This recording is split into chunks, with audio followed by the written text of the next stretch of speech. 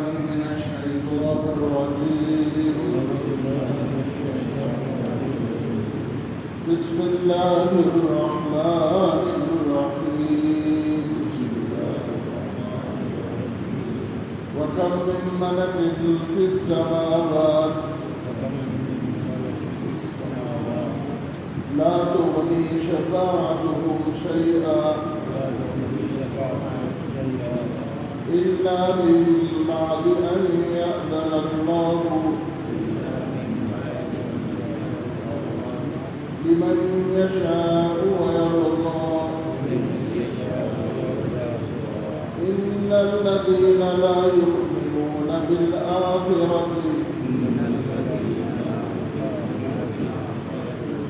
ليسمون الملائكة تسمية الأنثى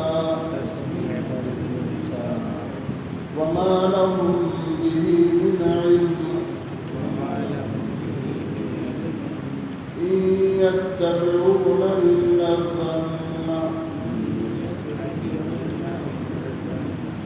وإن الظن لا يغني من الحق شيئا.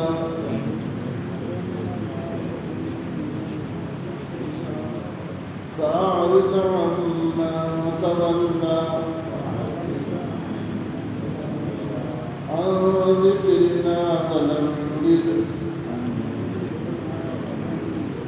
إلا الحياة الدنيا ذلك مبلغهم من العلم إن ربك هو أعلم بمن ضل عن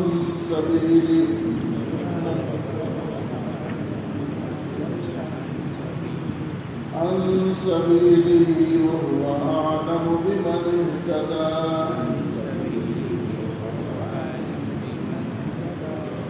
ولله ما في السماوات وما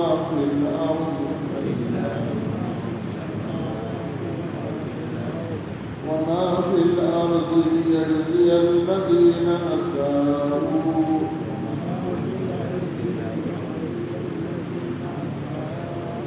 أساءوا بما عملوا ويجزي الذين أحسنوا بالحسنى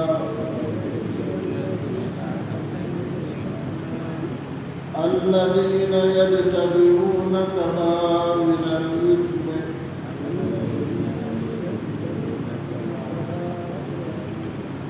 والفواحش إلا اللمم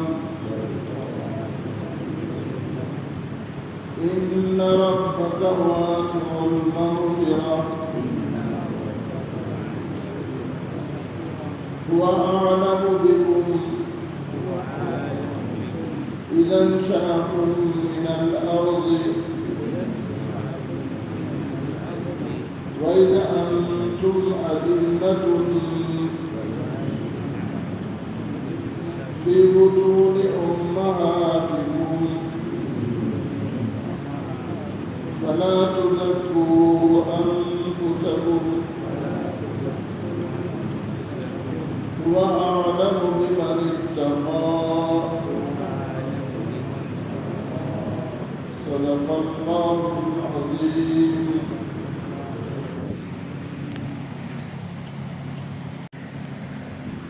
یہ آیتیں جو ابھی پڑھی گئی 27 پارے ہیں اور قرآن پاک میں 30 پارے ہیں اور 114 صورتیں ہیں اور ہر صورت کا نام الگ الگ بیان کیا ہے. اس صورت کا نام ہے سورہ نجم. نجم کے معنی ہے ستارے کو بولتے ہیں. آسمان پہ جو طلوع ہوتا تھا اس کے ستارے کو نجم بولتے ہیں. اسی سے نام لوگ جب رکھتے ہیں انجم بول کے رکھتے ہیں. ستارے کے معنی میں نجمہ بول کے رکھتے ہیں. یہ بھی ستارے کے معنی تو اسی لفظ سے دیا گیا ہے. آج کے رکوع میں بھی توحید کی بات اور پھر مشرکین مکہ کا جو عقیدہ تھا اس کا ذکر فرمایا۔ آیت کا ترجمہ دیکھیے، وَكَمْ مِن مَلَكٍ فِي السَّمَاوَاتِ، اور کتنے ہی فرشتے ہیں۔ ملک یہ ایسا لفظ ہے، اگر زبر زے کے بغیر لکھے تو آدمی جب تک آگے پیچھے نہیں دیتا نہیں سمجھ سکتا۔ جیسے ہم ملک بولتے ہیں تو اس کو بھی ایسے لکھتے ہیں، نیم لام کا ملک مانے کنٹری، اس کو ملک بولتے ہیں، اور لام کے نیچے زبر زیر دے کے پڑے ملک، اس کے معنی بادشاہ کے، کنگ، یہ معنی۔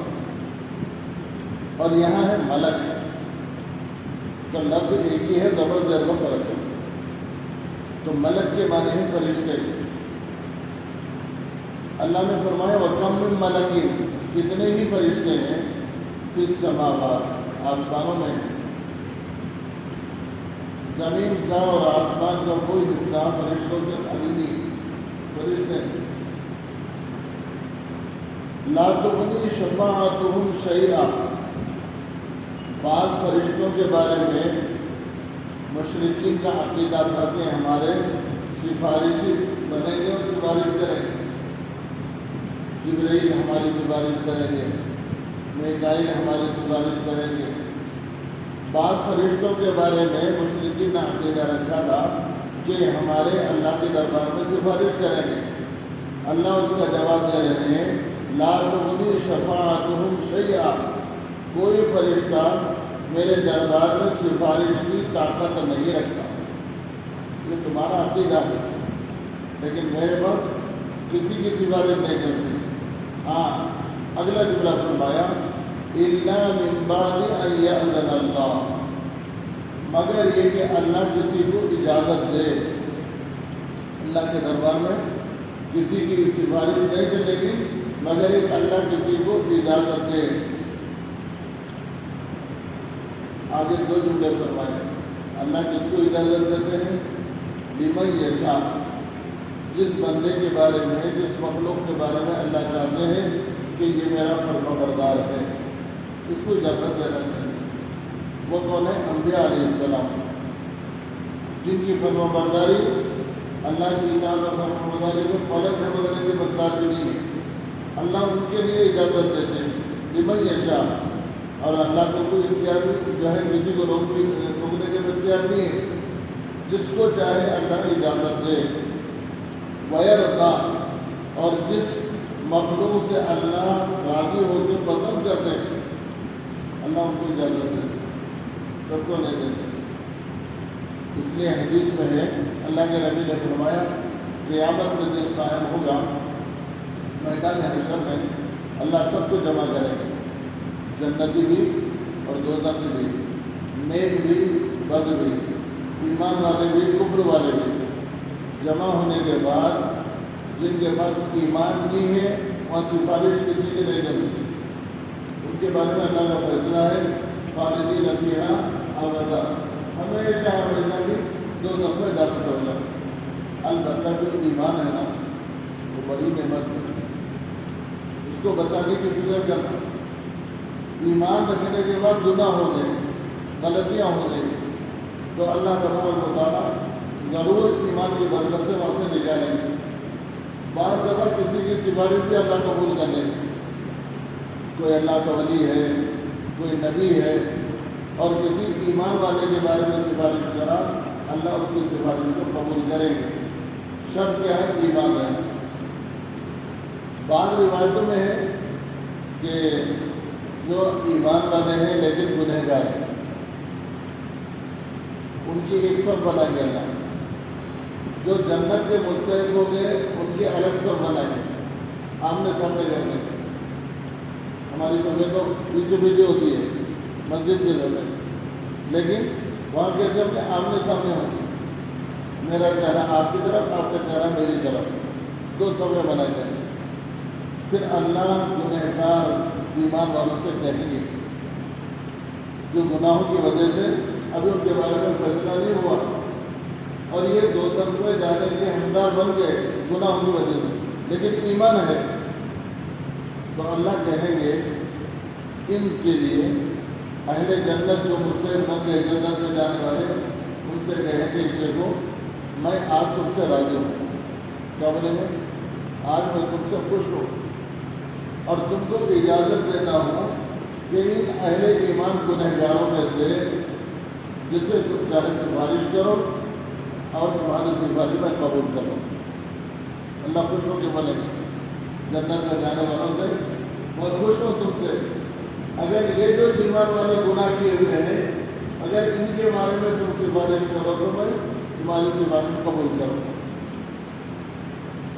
اب آمنے سامنے نظر کھڑے ہوئے تو ایک سب میں جو ایمان والا ہے لیکن گنہگار ہے،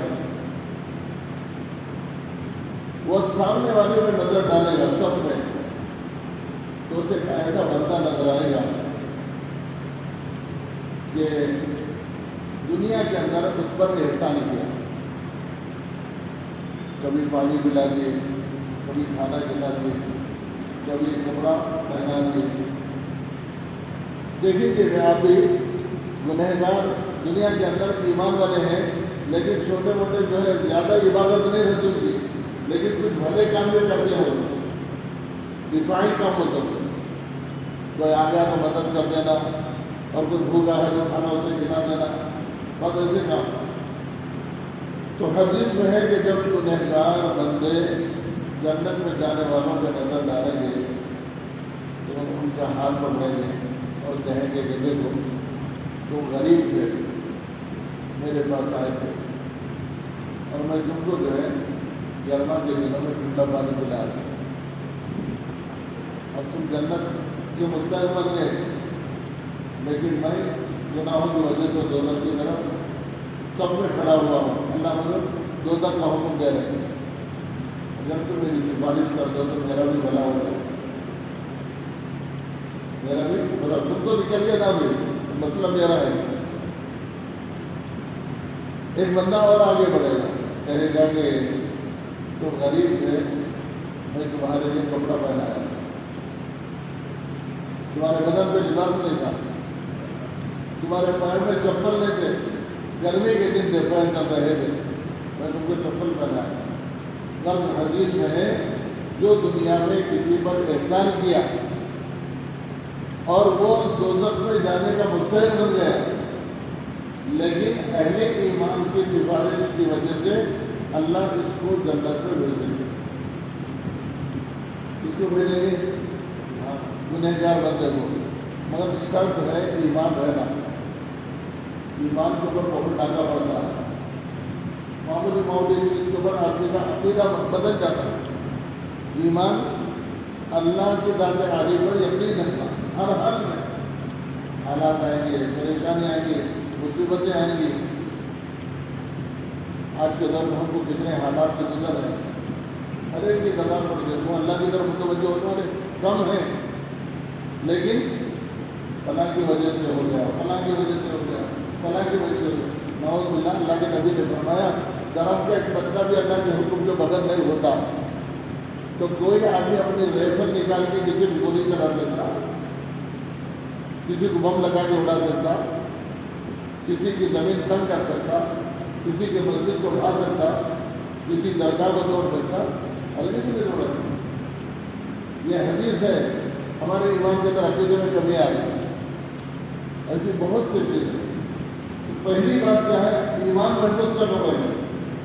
اس کو جو ہے اچھی طرح بٹھا لو، اور شیطان سب سے پہلے یہی ڈالتا ہے، کسی کو بدلنے کی کوشش کرتا ہے. اس لیے ایمان باقی ہے تو ایک نہ ایک دن اللہ بھی بھیج دیں گے. اگر کسی کی سفارش بھی نہیں ہوئی، حدیث میں ہے ایک گنہگار کو ایمان تھا، گناہوں کی وجہ سے دوزخ میں ڈال دیا، اور ایک مدت کے بعد اللہ کی نظر میں رحمت پڑے گی تو اللہ کہیں گے جو مجھ پہ ایمان پڑھتے تھے اور بندوں میں سے نکال لے رہا، جو مجھ پہ ایمان رکھتے تھے ان کو نکال لے رہا. تو حدیث میں آتا ہے، بخاری شریف کی روایتوں میں ہے کہ جب اسے دوزخ سے نکالیں گے تو ایسا کالا کباب بنے گا جیسے دنیا کے اندر ہم لوگ جو ہے کسی گوشت کو بھون دیتے ہیں اور تل دیتے ہیں. پھر اللہ رب العزت جنت کے بیچ میں ایک نہر بنائے، نہر، اس کا نام رکھے نہر الحیات، نہر الحیات۔ اللہ فرشتوں کو حکم دے دے اس کالے کلوٹے جو جہنمی تھا اس کو اس میں غوطہ دو، ڈباؤ۔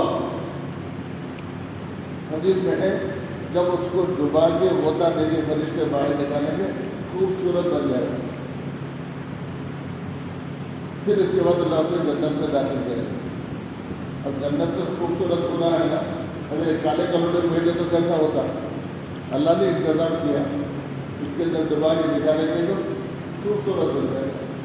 تو بہرحال ایمان کو باقی رکھنا اور ایمان کی حفاظت کرنا، بار بار زیادہ دیکھنا۔ اس لیے میں اکثر جمعے کے بیان میں بھی سناتا ہوں، روزانہ سوتے وقت میں بستر پہ بیٹھے ایمان کو تازہ کر کے سوچا، جب اٹھے تو ایمان کا کلمہ پڑھ کے اٹھو، اپنے عقیدے کو صاف کر لو۔ ہو سکتا ہے گناہ ہے، کبھی آدمی پیسے کی وجہ سے پریشان ہوتا، کبھی صحت کی وجہ سے پریشان ہوتا، کبھی بال بچوں کی وجہ سے بعض دفعہ کلمہ ایسا نکل جاتا جو یقین کے خلاف۔ اس لیے ایمان کی حفاظت کرنا، ایمان ہے تو آخرت کا مسئلہ آسان ہے۔ اس لیے اللہ کہتے ہیں ہمارے پاس کوئی سفارش نہیں کر سکتا، لمن یشاء، جس کو اللہ اجازت دے، ویرضا، اللہ اس کو پسند بھی کرے، ارے میرا بندہ ہے اس کی سفارش قبول کر لیتے ہیں۔ آگے فرماتے ہیں ان الذین لا یؤمنون بالآخرہ، پہلا عقیدہ ان کا یہ تھا فرشتوں کو اپنا سفارش منظور کی، اللہ اس کی نفی کر، کوئی کسی کی سفارش نہیں کر سکتا۔ اب اس آیت میں دیکھیے ان الذین لا یؤمنون، بے شک وہ لوگ جو ایمان نہیں لاتے ہیں، بالآخرۃ، آخرت کے بارے میں جس کو یقین نہیں ہے، لا یسمون الملائکہ، فرشتوں کے نام رکھتے ہیں، یہ بڑا فرشتہ ہے، یہ سفارش کرنے والا فرشتہ ہے، یہ مصیبت دور کرنے والا فرشتہ ہے۔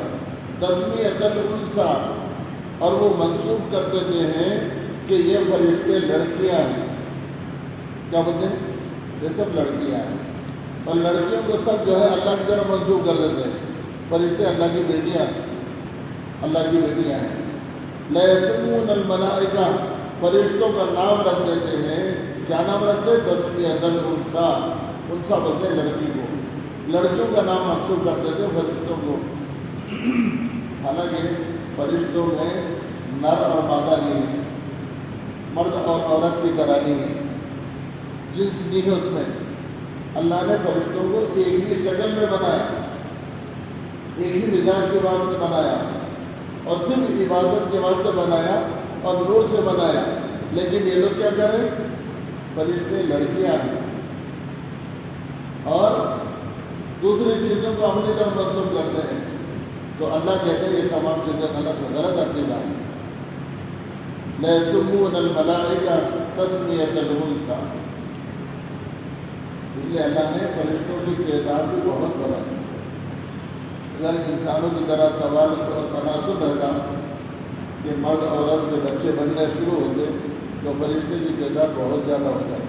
اللہ پہلے سے بنا دیتا، وہ اس سے بری ہے، لیکن یہ عقیدہ رکھتے تھے کہ یہ فرشتے جو ہے اللہ کی بیٹیاں ہیں۔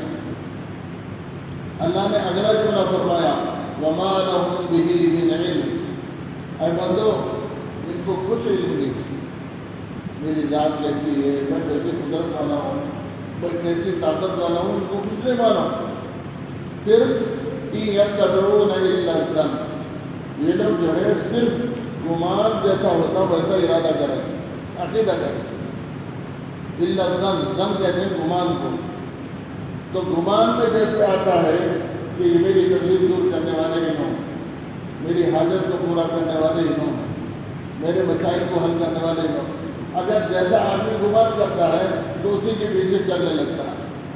اس لیے آدمی کا عقیدہ کیا ہونا؟ اللہ ہی کرتے، کون کرتے؟ دکھائی دیتا ہے دکان سے، پیسے سے، چیزوں سے، لیکن کرتے کون ہیں؟ اللہ ہی کرتے، ذریعہ بناتے ہیں۔ دکان کو، کاروبار کو، ملازمت کو، شوہر کو، بیٹے کو، باپ کو یہ ذریعہ بناتے ہیں۔ بنگلے والی مسجد میں بزرگ تھے، ان کا نام تھا حضرت مولانا عمر صاحب رحمۃ اللہ علیہ۔ بہت اچھی مثالیں دی، دنیا کی مثال دی ہے۔ جتنے کاروبار ہیں، کھڑکیاں ہیں، دکان ہے، ملازمت ہے، ان تمام کی مثال یوں سمجھو جیسے کیتلی معلوم ہے جس میں چائے بناتے ہیں اور اس کو نالی رہتی ہے، تو مطلب کیتلی کی طرح پوری دنیا کے اسباب ہیں۔ اب اس میں کیتلی میں پانی اگر ڈالے تو نالی سے کیا نکلے گا؟ پانی نکلے گا۔ اور اگر دودھ ڈالے تو دودھ، چائے ہو تو چائے۔ تو بولے کیتلی کا کوئی کمال نہیں ہے، ڈالنے والے کا کمال، ڈالنے والے کا کمال۔ ویسے ہی اللہ نے اس دنیا کو دارالاسباب بنایا، روزی اللہ ہی دیتے ہیں، کسی کو دکان کی نالی سے دیتے، کسی کو ملازمت کے نالی سے دیتے، کسی کو شوہر کے ذریعے، کسی کو بیٹے کے ذریعے، کسی کو جو ہے زراعت کے ذریعے، مگر دینے والے اللہ ہیں۔ ہم لوگ کیا کرتے ہیں؟ سامنے دیکھتے ہیں۔ ایک اچھی مثال دیتے ہیں ہمارے بزرگ، تو بولتے ہیں کہ آپ کتے کو پتھر مارو یا لکڑی مارو تو کتا پتھر کو نہیں پکڑتا، لکڑی کو نہیں کاٹتا، کس کو کاٹتا؟ وہ جانتا ہے لکڑی تو نہیں مار سکتی مجھے، مارنے والا جو ہاتھ ہے اس کی طرف لپکتا ہے۔ وہ جانتا ہے کہ پتھر تو مجھے کچھ نہیں کر سکتا، یہ پتھر جس نے مارا اس کی طرف آتا ہے۔ تو بولے کہ ہم اس سے زیادہ نیچے اتر گئے۔ ایک کتا تو پہچانتا ہے کہ ہمارے کو ظلم کرنے والا کون ہے، اس کو معلوم ہے، لیکن ہم جو ہے اسی پتھر کو، لکڑی کو اپنا سب کچھ سمجھ کے اس کے پیچھے رہ گئے۔ اس لیے ایمان کی حفاظت کرنا، اللہ بھی کہتے ہیں یاد رکھو یہ گمان ہے تمہارا، یقین نہیں۔ یقین کیا ہے؟ اللہ کی ذات ہے۔ إِن يَتَّبِعُونَ إِلَّا الظَّنَّ، تم گمان کے پیچھے چل رہے ہو۔ وَإِنَّ الظَّنَّ لَا يُغْنِي مِنَ الْحَقِّ شَيْئًا، بے شک گمان یہ تم کو حق سے بے نیاز نہیں کرے گا۔ گمان حق سے بے نیاز نہیں کرتا۔ آدمی کا گمان ہوتا ہے کہ ارے گھر چھوڑ کے چلے گئے تو خالی گھر رہا، کوئی چوری ہو سکتی اور جو کوئی داغا پڑ سکتا، آدمی کا گمان ہوتا ہے نا۔ اس لیے کیا کرتے ہیں؟ اس کا کچھ نہ کچھ اسباب بناتے ہیں۔ اللہ کہہ رہے ہیں کہ جو ہونا ہے وہ ہو کر رہتا ہے، جو ہونا ہے وہ ہو کر رہتا ہے۔ ہمارا گمان ہے، ہم سمجھتے ہیں کہ ہم کتے کو رکھیں گے تو جو ہے ہماری حفاظت ہوتی ہے، نہیں۔ لا یغنی من الحق شیئا، حق مانے صحیح، جو اللہ کا فیصلہ وہ ہو کر رہتے ہیں۔ ابھی پوچھنے کے بعد کہ جب ایسی بات ہے تو مصحف خفل نہیں لگانا، جب اللہ ہی کر رہا تو خفل کیوں لگانا؟ جب اللہ ہی صحت دے رہا، دوا کے کو لینا، دعا کے کو پڑھانا نہیں، یہ سنت ہے۔ اسباب کا اختیار کرنا سنت ہے۔ یقین کس پہ کرنا؟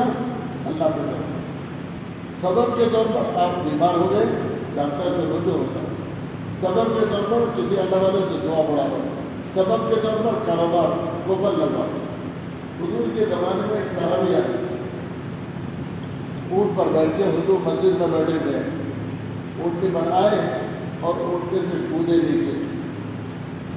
بہت طاقتور لوگ ہوتے تھے اس زمانے میں، ہم لوگوں کو تو اتنی کمزوری آ گئی، ہم سائیکل سے کودنا چاہے اونٹ نہیں آتا، وہ لوگ تو اونٹ کے اوپر سے کودتے تھے، بہت بہادر ہوتے تھے۔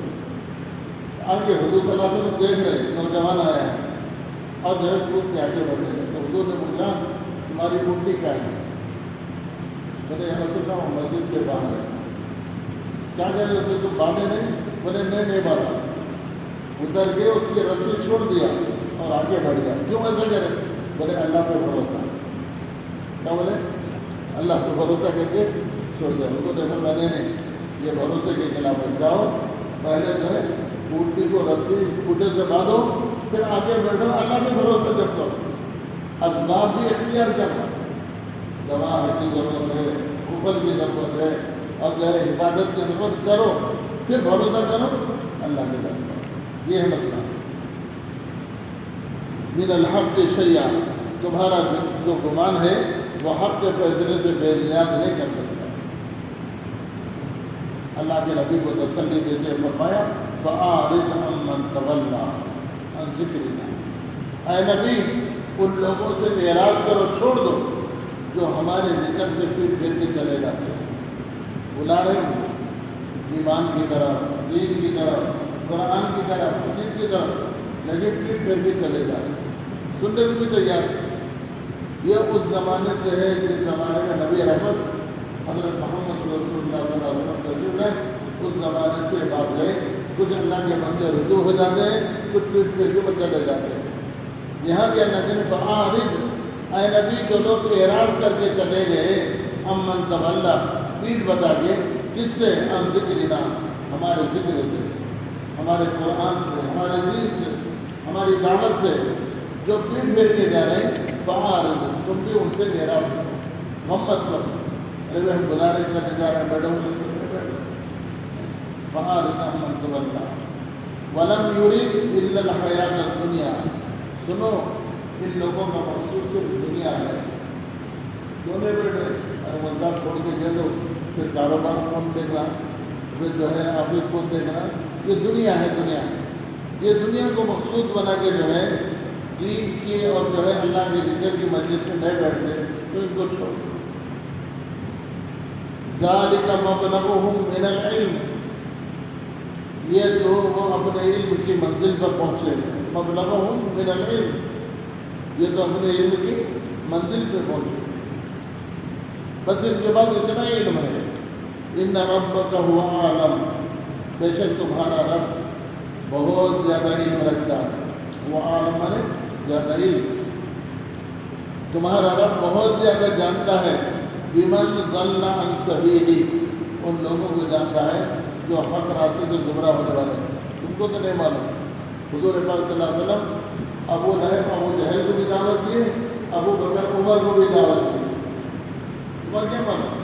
تمہارا کام تو دعوت دینا ہے، بلانا ہے، اللہ جانتے ہیں، اللہ کہتے ہیں میں جانتا ہوں، من ضل عن سبیلی، کون حق راستے سے گمراہی پر ہے وہ مجھے معلوم ہے، وَهُوَ أَعْلَمُ بِمَنِ اهْتَدَىٰ، اور اللہ معلوم ہے کہ کون ایمان والا بنے گا اور کون ہدایت بنے گا۔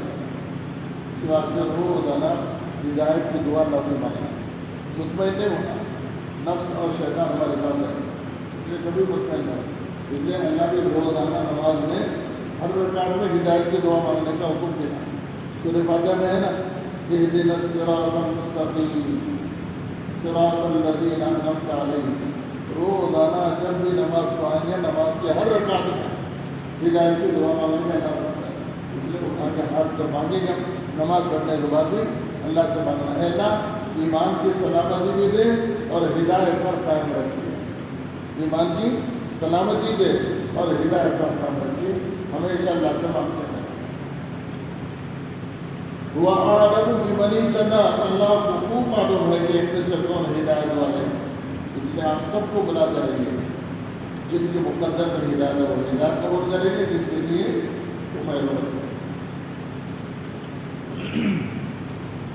اس لیے اس آیت سے معلوم ہوا ہم دین کی مجلسوں میں ترغیب وغیرہ بولتے رہتے ہیں، مایوس نہیں ہوں، چھوٹی مجلس لے بڑی مجلس، کیونکہ ہم لوگ قرآن کی مجلس میں بیٹھے، ہمارا کام ترغیب دے دیں، یا کہ یہاں نہیں جانا، جیسے ہم لوگ پکنک گئے، کوئی تعطیل میں تفریح جا رہے ہیں تو فون کر کے آتے رہتے ہیں، کل نکلنا ہے، 10 بجے نکلنا ہے، ویسے ہی ظہر سے پہلے سب کو فون کرنا، جس دن دوستوں احباب ہے، بھائی آج قرآن پاک کی تفسیر ہے، 1 بجنے والا ہے، 12:30 ہو رہا ہے، تیاری کریں، تو بولنا ہمارا کام ہے۔ اب اللہ جانتے ہیں جس کو یہاں لانا ہے وہ آئے گا، جس کو نہیں لانا وہ نہیں آئے گا۔ اسی طرح جماعت کے اندر دین کی کام میں ترغیب دینے کا حکم، مایوس نہیں ہونا، تو اللہ بھی کہنے میرے کو معلوم ہے تمہیں کو نہیں معلوم، تم اپنا کام کرتے رہو، بولتے رہو۔ بہت سے لوگ صاحب کتنے سال سے بلا رہے آتے تھے، تمہارے کو بلانے کا حکم ہے، آنے نہیں آنا وہ اس کے ہاتھ میں ہے۔ پھر آگے دیکھیے وَلِلَّهِ مَا فِي السَّمَاوَاتِ وَمَا فِي الْأَرْضِ، اللہ کے لیے ہے جو کچھ آسمانوں میں ہے، آسمان میں بہت سی چیزیں ہیں، اللہ کہتے ہیں سب میرے ہیں۔ وَلِلَّهِ مَا فِي السَّمَاوَاتِ وَمَا فِي الْأَرْضِ، اللہ کہتے ہیں کہ جو کچھ آسمانوں میں ہے سب میرے لیے. پچھلے زمانے سے مسلم کرے آسمان ہی نہیں، لیکن آج سائنس ترقی کرتے کرتے اس میں جا کے تحقیق کر کے آئے یہ سیارہ، یہ ستارہ، یہ فلاں. اب تحقیق کرتے معلوم ہوا کہ دنیا کچھ بھی نہیں اس کے مطابق. وہاں جو آباد ہے، وہاں جو کائنات بنی ہوئی ہے، اللہ کہتے ہیں وَلِلَّهِ مَا فِي السَّمَاوَاتِ، سب ہمارا بھی ہے.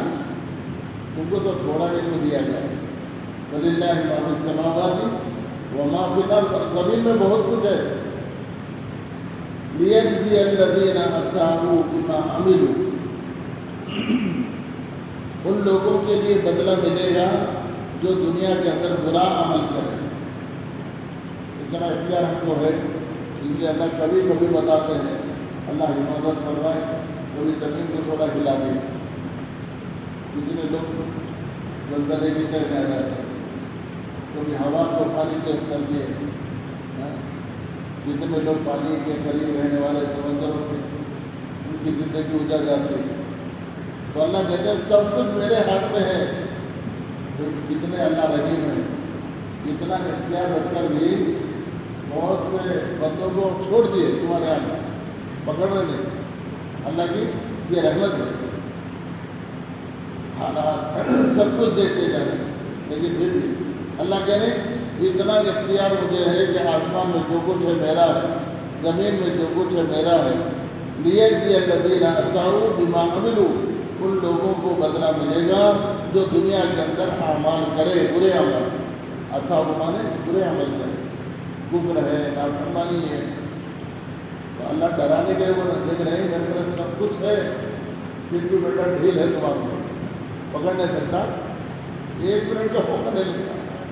اللہ کہہ رہے سب کچھ میرا ہے، پھر بھی جو ہے اللہ سمجھا رہے ہیں بدلہ ملے گا ان لوگوں کو جو گناہ کرنے والے ہیں. بِمَا عَمِلُوا وَيَجْزِيَ الَّذِينَ أَحْسَنُوا بِالْحُسْنَى، اور پھر جو نیک بندے ہیں جن کے اعمال حسنہ ہیں، اللہ کہتے ہیں ان کو بھی میں بدلہ دوں گا. اس سے معلوم ہوا ایمان والوں کو بھی اجر و ثواب دیں گے، جو گنہگاروں کو اللہ پکڑیں گے. یہ آیت سے معلوم ہو گیا کہ ہر ایک کا معاملہ الگ الگ ہے. اس لیے ایک ہمارے بزرگ سے مسجد کے مصلی تھی، اسے ایک سوال کر میں بیٹھ کر ہوں کیونکہ مجھ سے میں اور ہمارے بھائی دونوں ایک ہی آفس میں کام کرتے ہیں، دونوں ایک ہی آفس میں. شام ہوتی ہے تو میں خالی جیب واپس ہوتا ہوں اور یہ جیب بھر کے واپس ہوتے ہیں، سمجھے نا؟ واپس ہوتے ہیں. اور مجھے جو 3 بیٹے ایک بیٹی ہے، ان کو جو ہے 7 بیٹیاں ہیں، اور 7 بیٹیاں بھی ڈاکٹر بن گئی اور خوب پڑھ رہی ہیں. میں روزانہ نماز میں آتا ہوں، 5 نمازیں پڑھتا ہوں اور تہجد بھی پڑھتا ہوں، لیکن میرے بیٹے پڑھ بھی نہیں رہے، شادیاں بھی نہیں ہو رہی. اور سامنے والا جمعے کو بھی آ رہا ہے، بعض دفعہ جمعے کو بھی نہیں آتے، لیکن ان کی حالت یہ ہے کہ جیب بھی روزانہ بھر رہا اور جو ہے خوب ترقی میں بلڈنگ کا بلڈنگ آ رہا ہے. جب اللہ دیتے بولے تو پھر میرے کو محروم کر دیں، میرا مسئلہ بھی حل ہوتا ہے. تو بعض دفعہ شیطان یہ وسوسہ ایمان والوں کے دل کے اندر جاتا ہے. ان پہلے جو حملے بن گئے ان جو ہے دیکھو اس کا دل کیسا بھرا، اور تو جو ہے تمہارے بچے تمہارے بلبوتے پہ ہے اور ان کے بچیاں رکھ کر بھی بھیج لیے زندگی، ایسا وسوسہ آتا. تو اللہ کہہ رہے کہ میں نے میرے اختیار میں ایسے ہو، تم یہ دنیا کی تھوڑی زندگی کو مت دیکھو، آخرت کی کامیاب آنا ہے. تو میں ان سے یہی بولا کہ دیکھو بھائی اللہ کی طرف سے ڈیل ہوتی، اللہ کی طرف سے کیا ہوتی ڈیل ہوتی. اللہ فرعون کو نہیں دے گی، ہارون کو نہیں دے گی، ابو جہل کو نہیں دے گی، ڈیل ہے. لیکن یہ نہیں سمجھنا کہ وہ بچہ ہے. ہم یہ دیکھنا کہ اللہ کا حکم نبی کے طریقہ ہم نبی میں ہے، اس کے باوجود بھی کوئی پریشانی آ رہی، کوئی مصیبت آ رہی، کوئی حالات آ رہے ہیں تو ہم اللہ کے حوالے کریں. اللہ سے بولا اللہ ہم سب کچھ تیرے نام پر تیرے حکم کی تعمیل پہ کر رہے ہیں، پھر بھی ہمارے ساتھ یہ معاملہ کیا ہے. اور عمر صاحب بولتے تھے جو دین میں چلنے کے باوجود اگر کوئی پریشانی آتی مصیبت آتی ہے تو ایمان والے کا دل مطمئن رہتا ہے، گھبراتا نہیں، اس لیے کہ بھائی تو دین پہ چل رہا پھر بھی حالات آ رہے ہیں اللہ کی ہوتے ہوتے، لیکن جو دنیا دار ہوتا ہے ذریعے سے جو ہے تبدیلی آ کے تو حربت کھا لیتا ہوا، اس لیے جو ہے اللہ کہتے ہیں بدلہ تو میں دوں گا، ان کو بھی بدلہ دے سکتا ہوں، تم کو بھی دوں گا، اور میرا ضابطہ کیا ہے؟ برے عمل کرنے والوں کو برائی کا بدلہ اور اچھے عمل کرنے والوں کو اچھا بدلہ، یہ میرا فیصلہ ہے، اور میں کمزور بھی نہیں ہوں، تم سمجھ رہے ہیں کہ میں پکڑ نہیں سکتا، بولے آسمان کے خزانے میرے، زمین کے خزانے میرے، مجھے کیا اختیار ہے؟ میں سب کچھ کرتا ہوں۔ اللہ کتنا پیار سے سمجھا رہا ہے، جیسے بچے کو سمجھا دینا اس سے زیادہ محبت سے سمجھا رہا ہے، کھلا کھلا سمجھا رہا ہے۔ اگر ہم اب بھی نہیں سمجھے، نہیں سنے اور نہیں پڑھے تو ہم سے زیادہ بڑے ان کو بھی نہیں۔ اللہ پھر آگے فرمایا الذین یجتنبون کثیرا من الاثم، جو لوگ بچتے ہیں، اجتناب کے معنی بچنا، جو لوگ بچتے ہیں بہت سے گناہوں سے، والفواحش، اور بڑے بڑے فحش کاموں سے بچتے ہیں، الا اللمم، اللہ جانتے ہیں کہ کتنا بھی روکے میرے بندے معصوم تو نہیں ہو سکتے کیا؟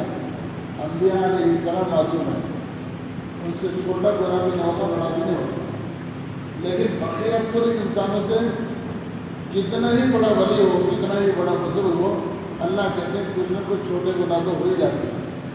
تو یہاں بھی اللہ نے فرمایا بڑے گناہ سے بچتے ہیں ایمان والے، بڑے بڑے فواحش سے بچتے ہیں، الا اللمم، مگر چھوٹے چھوٹے لفظیں ہو جاتی ہیں۔ ایک صحابی آ رہے تھے حضور پاک صلی اللہ علیہ وسلم کے زمانے میں، مسجد میں داخل ہو گئے۔ داخل ہونے کا طریقہ کیا ہے؟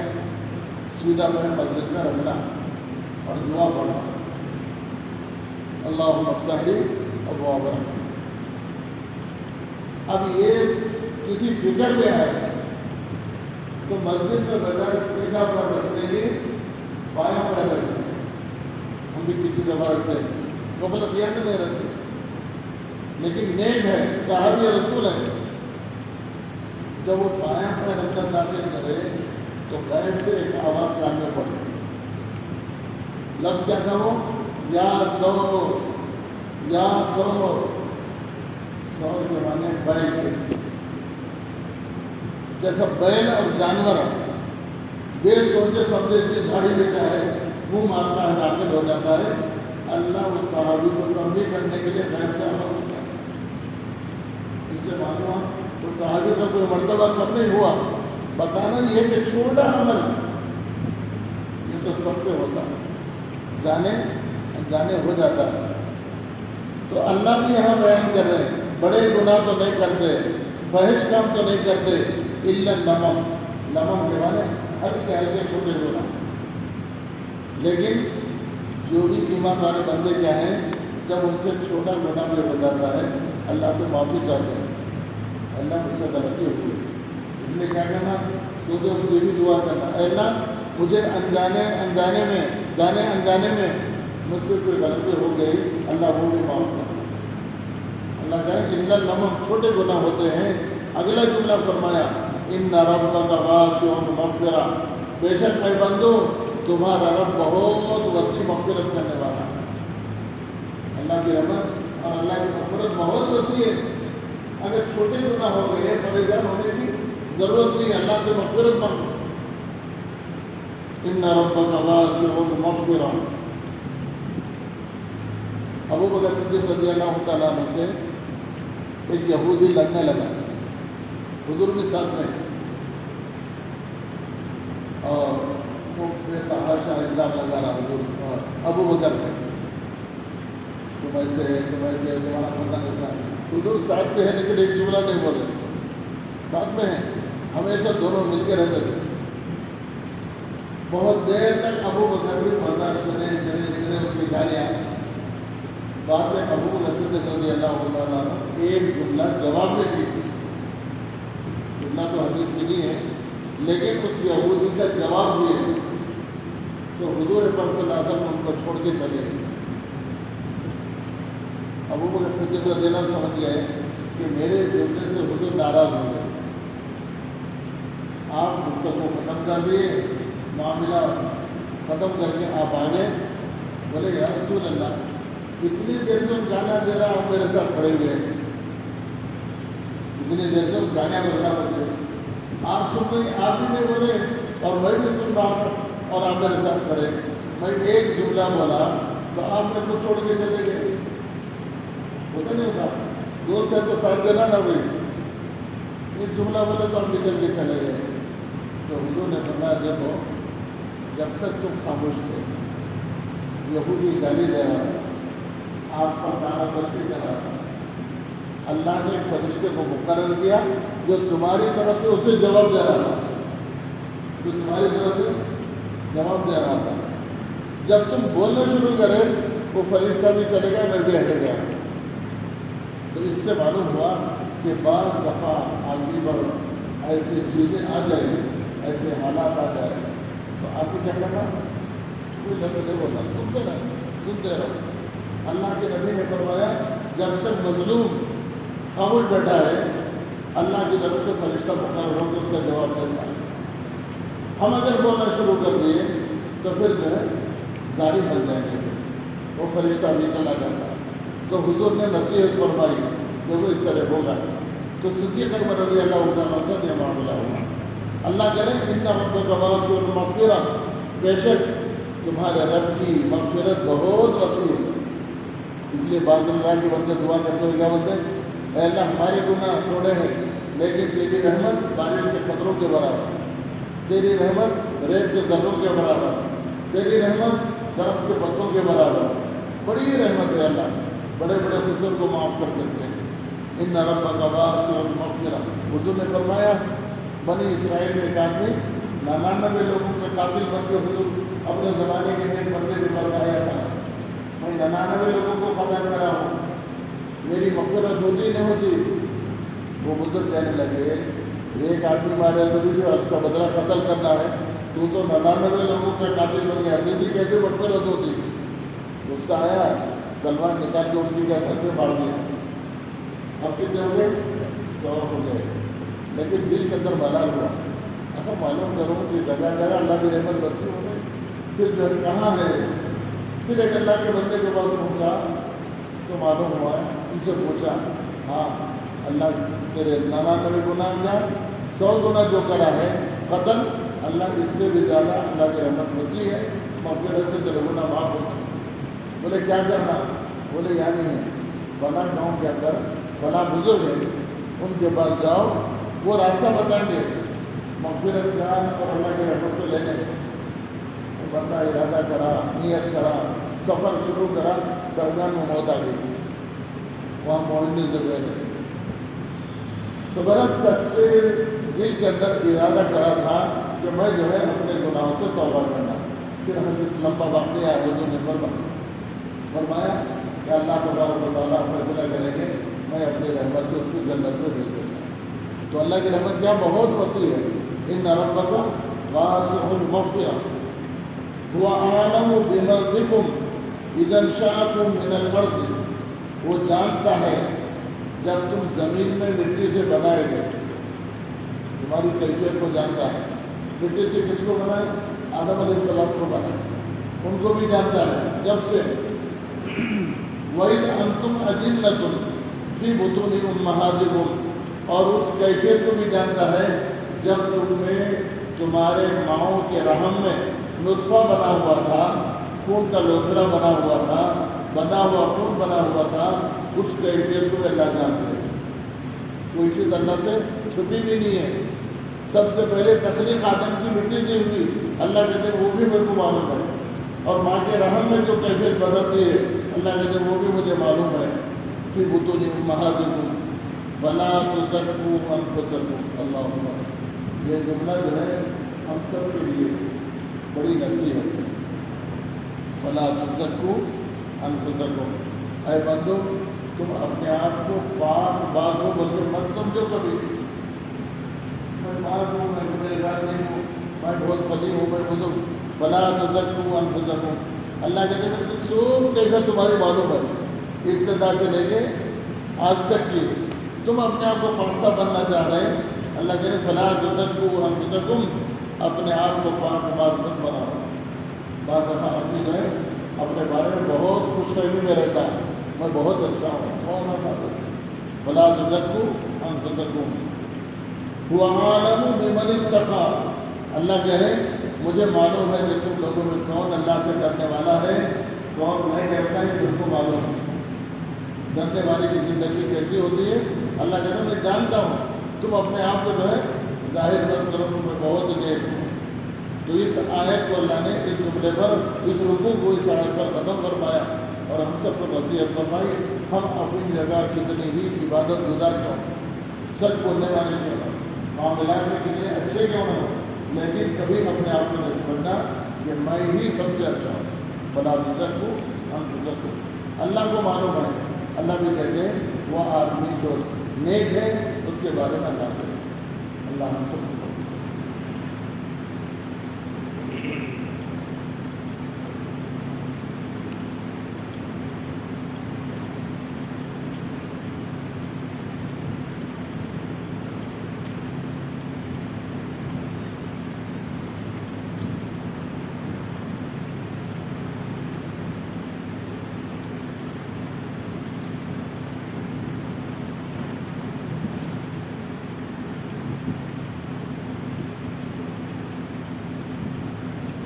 اسلامی تاریخ، رمضان کی فرضیت اور عید کی خوشی۔ 200 ہجری میں رمضان کے روزے فرض ہوئے، اسی سال صدقہ فطر اور زکوٰۃ کا بھی حکم نازل ہوا۔ رمضان کے روزے سے پہلے عاشورے کا روزہ رکھا جاتا تھا، لیکن یہ اختیاری تھا۔ جب رسول اللہ صلی اللہ علیہ وسلم مدینہ تشریف لائے تو دیکھا کہ اہل مدینہ سال میں 2 دن کھیل تماشوں کے ذریعے خوشیاں مناتے ہیں۔ سال میں 2 دن کھیل تماشوں کے ذریعے خوشیاں مناتے ہیں۔ تو آپ صلی اللہ علیہ وسلم نے ان سے دریافت فرمایا کہ ان دونوں کی حقیقت کیا ہے؟ صحابہ نے کہا ہم زمانے جاہلیت میں ان 2 دنوں میں کھیل تماشا کرتے تھے۔ چنانچہ رسول اللہ صلی اللہ علیہ وسلم نے فرمایا اللہ تعالیٰ نے ان 2 دنوں کو بہتر دنوں سے بدل دیا ہے، وہ ہے عید الاضحیٰ اور عید الفطر، یعنی رمضان اور بقرعید۔ بالآخر 21 شوال 2 ہجری کو پہلی مرتبہ عید منائی گئی۔ اللہ تعالیٰ نے عید کی خوشیاں اور مسرتیں مسلمانوں کو فتح اور عزت کا تاج رکھنے کے بعد ادا فرمائی۔ جب مسلمان اپنے گھروں سے نکل کر تکبیر و توحید اور تسبیح و تحمید کی آوازیں بلند کرتے ہوئے میدان میں جا کر نماز عید ادا کر رہے تھے تو دل اللہ کی دی ہوئی نعمتوں سے بھرے ہوئے تھے۔ اسی جذبے شکر میں دوگانہ نماز میں ان کی پیشانی اللہ کے سامنے جھکی ہوئی تھی۔ عید کی نماز اللہ کی قدرت، کائنات کی سب سے بڑی مشینیں کیا ہیں؟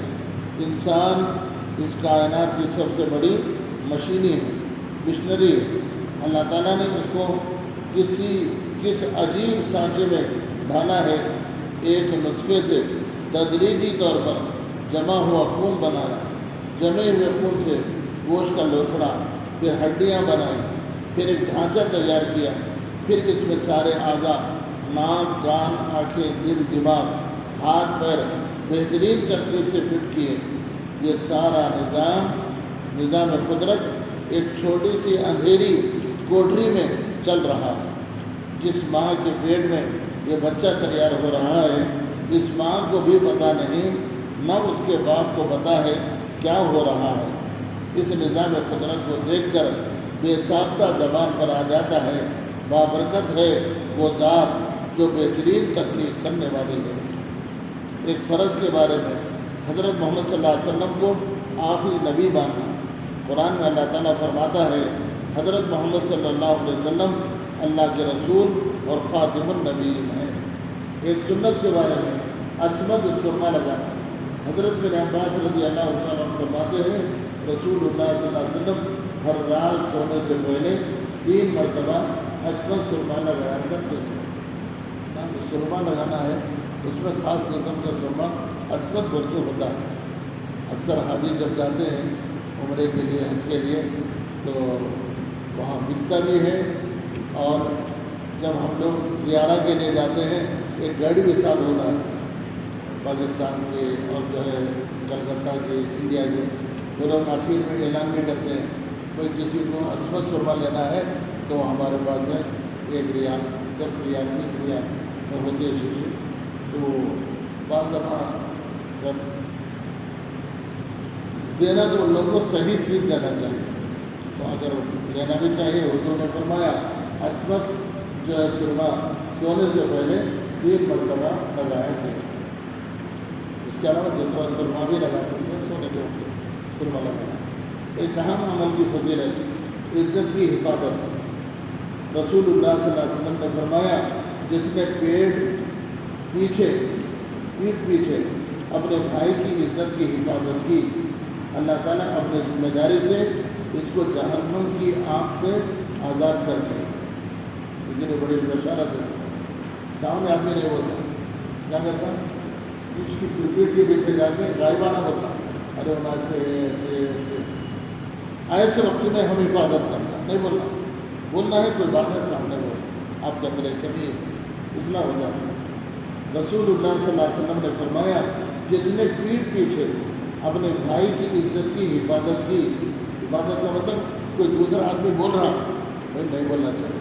اگر آپ کو ان کے بارے میں کوئی عیب ہے آپ ان سے مل کے بولیے، بلکہ یہ حفاظت ہے. خود بھی نہیں بولنا دوسرے کو بولنا نہیں.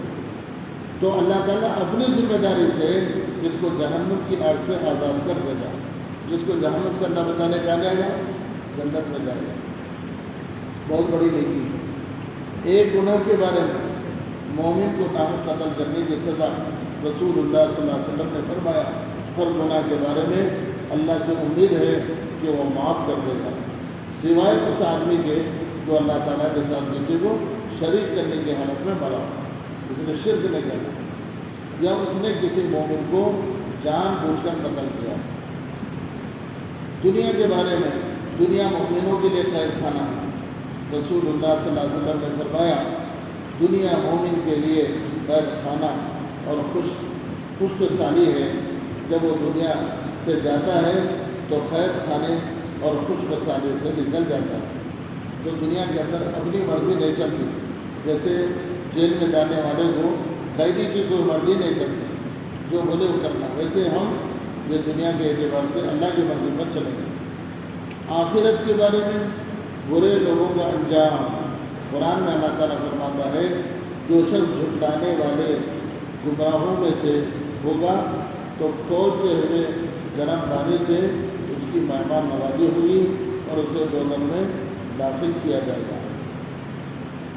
طب نبوی سے علاج قید یعنی الٹی کے ذریعے علاج. رسول اللہ صلی اللہ علیہ وسلم نے قید کی اور پھر وضو فرمایا. حضور صلی اللہ علیہ وسلم کیا کریں قید کریں اور وضو فرمائیں. فائدہ ابن قیم رحمۃ اللہ علیہ لکھتے ہیں کہ معدے کی صفائی ہوتی ہے. قید سے معدے کی صفائی ہوتی ہے، اس میں طاقت آتی ہے، آنکھوں کی روشنی تیز ہوتی ہے. تو قید کرنا بڑے کچھ تو بھی ایسا کرنا کہ قید جیسا حضرت ابو بکر رضی اللہ تعالیٰ عنہ کی سیرت میں ہے کہ ان کا ایک غلام ان کو کھجور لا کے دیا تھا، منتر پڑھ کے لا کے دیا تو پانی پی کے نکال کر پانی پی کے قید کرتے رہے. تو قید سے فائدہ بھی ہے بولے. قید کرنے سے 3 فائدے بتا رہے ہیں. ایک تو یہ معدہ صاف ہوتا ہے، دوسرے آنکھوں کی روشنی تیز ہوتی ہے اور سر کا بھاری پن بھی ختم ہوتا ہے. آدمی سر میں درد عام طور پر ہوتا ہے نا، سر میں درد زیادہ ہو جائے تو قید ہوتی ہے. یہ اللہ کا نظام ہے، وہ بھاری پن بھی ختم کر دیتے ہیں. سر کا بھاری پن بھی ختم ہو جاتا ہے. اس کے علاوہ اور بھی بہت سے فائدے ہیں قید کے ذریعے. اگر ہو گئی تو روکنا نہیں، یہ مطلب ہے قید آ گئی تو نہیں روکنا، یہ اپنے فائدے کے لیے. نمبر 10 قرآن کی نصیحت. قرآن میں اللہ تعالیٰ فرماتا ہے اے ایمان والو تم سب کے سب اللہ تعالیٰ سے توبہ کر لو تاکہ تم کامیاب ہو جاؤ. یہ نصیحت ہے. اللہ کہتے ہیں توبہ کرو اور کامیاب ہو. اللہ تعالیٰ ہم سب کو مدد کرے. الحمد للہ رب العالمین. اللہم لک الحمد ولک الشکر. اللہم صل علی محمد وبارک وسلم. ربنا آتنا فی الدنیا حسنة وفی الآخرة حسنة وقنا عذاب النار. ربنا تقبل منا انك انت السميع العليم وتب علينا انك انت التواب الرحيم برحمتك يا ارحم الراحمين والحمد لله رب العالمين. ہمارے رحمت اللہ خان صاحب اس سال عازمین حج میں 29 آپ کا سفر ہے. حضرت ملاقات بھی کر لیں گے, دعا بھی